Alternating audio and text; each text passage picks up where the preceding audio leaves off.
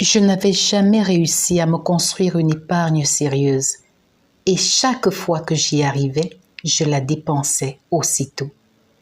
Comme je le regrettais à présent. L'argent dans ma conception était destiné à répondre à un besoin. Aussi, à peine avais-je un peu d'argent de côté que je m'empressais de le dépenser aussitôt. Plus j'agissais ainsi, et plus j'étais dans le manque, je peinais à finir le mois sans être endetté. Aucune de mes bonnes résolutions sur le plan financier n'était maintenue sur le long terme. Mais vue de l'extérieur, ma vie semblait plutôt aisée. Mais au fond, elle était misérable.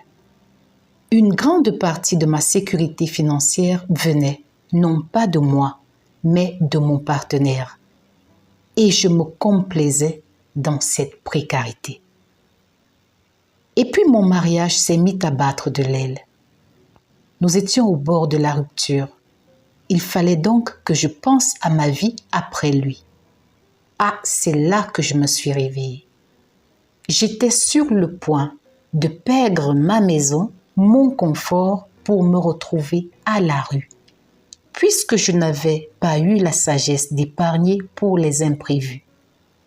J'étais incapable de me prendre en charge alors que j'avais un salaire à la fin de chaque mois. Le plus dur pour moi, après avoir réalisé cela, a été de rester mariée à un homme qui n'en valait plus la peine, uniquement pour des raisons financières.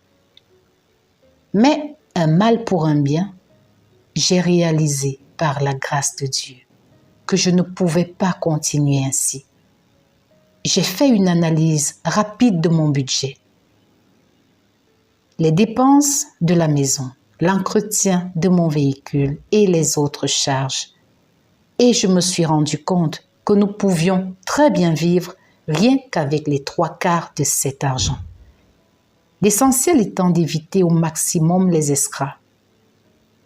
J'ai aussi changé ma façon de faire. Avant, quand j'étais invitée à une soirée, je courais m'offrir une nouvelle tenue. Maintenant, il suffisait que je scrute ma garde-robe et de faire avec ce que j'avais sous la main. Cette contrainte s'est révélée payante. Chaque mois, je voyais mon compte bancaire grossir et j'en étais gonflée de fierté. Mais une autre réalité s'est posée à moi. Mon couple n'avait jamais ouvertement discuté des questions d'argent. Je sentais bien que mon partenaire me considérait comme une dépensière et une inconsciente, mais ne le disait pas. Un peu comme cette fois où j'ai puisé dans notre compte commun pour nous offrir un séjour luxueux dans un hôtel de renom. Il avait longtemps conservé les factures sans que j'en comprenne la raison.